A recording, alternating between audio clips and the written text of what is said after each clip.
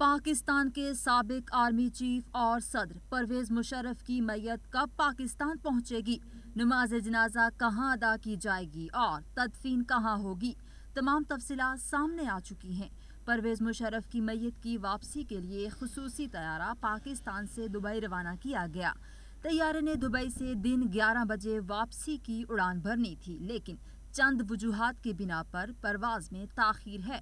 طیارہ اب وطن واپسی کے لیے شام کو اڑان بھرے گا اور رات تک میت واپس پہنچنے کا امکان ہے۔ اس سے پہلے امکان ظاہر کیا جا رہا تھا کہ پرویز مشرف کی اسلام آباد میں رہائش ہونے کی وجہ سے ان کی تدفین بھی اسلام آباد میں کی جائے گی، لیکن اب ان کی تدفین کے لیے حتمی جگہ کا انتخاب کر لیا گیا ہے۔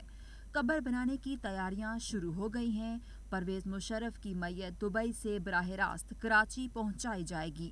پرویز مشرف کا نماز جنازہ پولو گراؤنڈ ملیر کینٹ اور تدفین اولڈ آرمی قبرستان کراچی میں کی جائے گی۔ نماز جنازہ میں سول و عسکری حکام اور شہریوں کی بڑی تعداد شرکت کرے گی۔